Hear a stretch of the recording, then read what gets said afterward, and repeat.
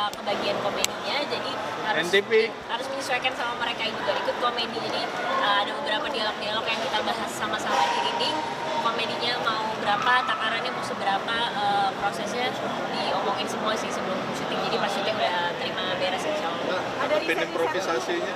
Kalau riset sih pastinya bareng sama yang lain. Dengerin podcastnya mereka juga kayak gitu. dengerin. Kan juga nggak apa-apa tau.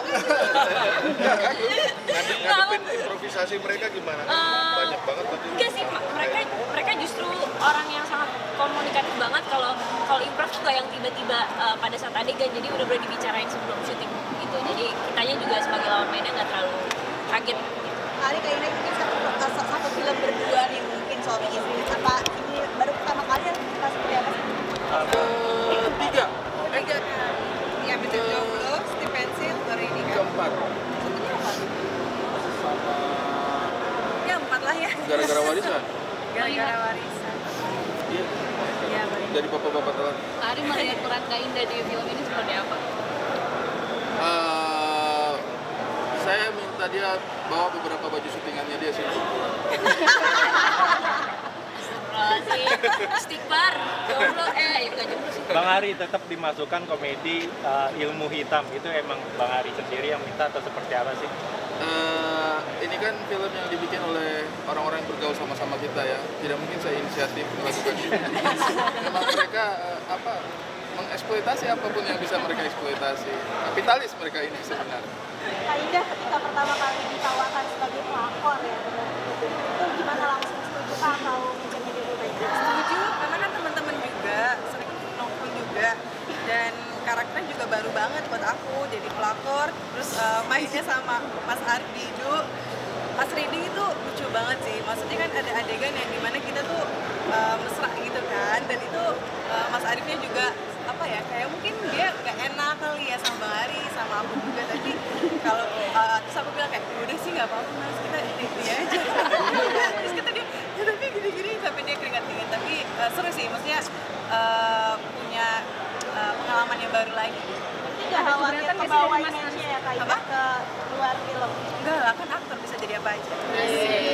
Keberatan nggak dari Mas Ari sendiri waktu Mbak Indah berani jadi pelakor terus harus mesra-mesraan sama orang lain? Gimana? Enggak juga sih. Kalau saya sih maksudnya itu adalah konsekuensi kita sebagai seorang pemain film, dan kami sih sadar diri, tahu batasan dan lain sebagainya gitu ya. Meskipun adegan dia banyakan romantisnya, saya banyakan diinjak orang, jadi agak kurang imbang. Cuman saya sih senang karena ketika ada adegan romantis antara Arif Didu, itu membuat Arif Didu setara Reval Hadi sekarang. Tapi sedikit mungkin batasan apa sih yang Mas Ari berikan gitu dalam Batasannya apa? Nggak ada, diobrolin aja. Ya nggak diobrolin aja. Kalau saya sih tidak membatasi ya. Terserah apa yang membuat dia nyaman. Justru ketika dia tidak nyaman dengan karakter atau adegan atau cerita yang dibangun untuk dia, baru dia ngobrol ke saya. Kalau masalah batasan sih tinggal diomongin aja. Tapi groginya satu film sama istri atau suami sendiri nih? Cuman kebetulan kali ini kita nggak ada satu frame ya. Nggak ada, jadi kadang aku syuting, dia nggak syuting. Jadi selalu miss and keep. Iya. Pokoknya aku nggak ada, dia ada. Iya. Aku ada, dia nggak ada gitu. Antara ada dan tidak. Jadi kita bukan. Bang, memerankan orang tulisan itu ke bawah nggak sih sampai keluar? Pertanyaannya Sejujurnya karena sempat riset juga ya kan, karena ini kan si Ubed aktor ini ya? nyimbangin teman-teman sih jujur ya kan, maksudnya karena bersanding dengan aktor-aktor yang lebih dulu, akhirnya berusaha riset dan dibantuin juga sama Bang Aco. Cukup akhirnya nemu nih, oh ternyata sosok Ubed itu seperti ini, karena kan Ubed memang punya kondisi spesial dalam berbicara, tapi sebenarnya dia bisa mendengar. Kalau ke bawah, ternyata beberapa casting setelahnya agak ke bawah ternyata. Karena proses syutingnya terus menerus, scene-nya juga cukup panjang, jadi akhirnya harus coba ngenolin diri lagi aja. Latihan menjadi orang bagus. Sebelumnya dibantu di workshop juga akhirnya, pokoknya setiap ketemu teman-teman masuk set udah udah harus in karakter, jadi supaya nggak kebawa. Kalau agak aneh juga ya kan, tiba-tiba di karakter itu punya keterbatasan, terus tiba-tiba bang tapi bang gitu kan, agak keceplosan kan nggak enak ya. Saya kan banyak satu scene sama dia kan. Ya gimana sih Bang? Saya banyak banget satu scene sama dia. Jadi aneh syutingnya.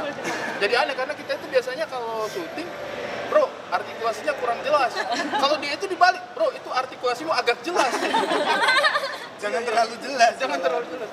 Jatuhnya memang seseru itu kan nggak pakai mundur.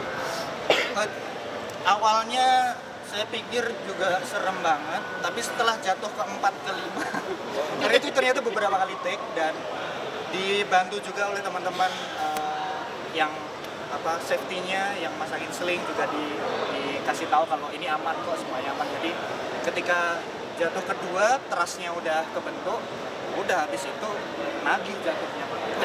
Maksudnya sebagai komika dan main komedi juga ada ekspektasi orang terhadap panggung, apalagi main dengan beberapa komika lain juga. Saya rasa kalau porsi komedinya udah dibentuk dengan sangat bagus oleh Bang Aco sebagai penulis sekaligus sutradaranya ya. Jadi saya di sini memang porsinya kan, Obet ini bukan sosok yang ditertawakan ya, tapi justru Obet ini pemancingnya. Jadi ketika Obet bertingkah apa, yang lain awkward lah, awkwardnya orang lain itu lawan mainnya lah yang diplotkan sebagai titik tawa, sehingga saya di sini justru merasa ya tersanjung lah, diberi kepercayaan untuk memerankan peran seperti itu. Bisa kan sukses juga nih main sama para komika dan bisa berkomedi. Kamu ini gak sih takut gak nanti kedepannya malah dibilang bisa aktris komedi gitu? Gak apa-apa sih, maksudnya kalau emang rezekinya mengarah ke situ terus, kalau emang pas buat aku memerankannya dan aku yang paling penting nyaman pada saat baca skenario-nya, gak sama sih. Berarti bisa dibilang ketagihan main komedi gitu. Iya, soalnya seru syutingnya, nggak mikir. Mbak Ida kan syuting malam ya, apa itu nggak kebalik nggak? Iya, tapi nggak sepagi itu juga sih, karena kan kebetulan juga sih aku di pasar malam itu nggak banyak, sisanya di Jogja, jadi bisa tidak setiap hari juga. Gimana cara ngatur sih Aida kan apalagi sekarang udah jadi ibu nih, jadi suara Pertanyaan terakhir ya,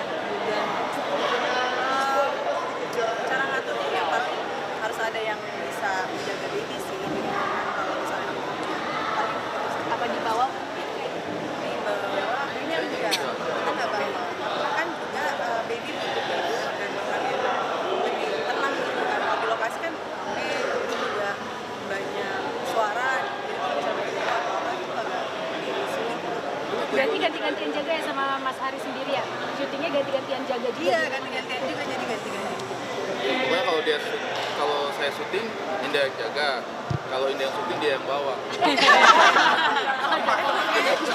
Baby juga udah les renang nih kayaknya ya. Baby udah les renang juga. Udah les renang juga, udah mulai gede sih, udah 1 tahun 4 bulan sekarang.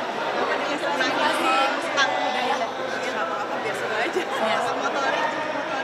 Iya.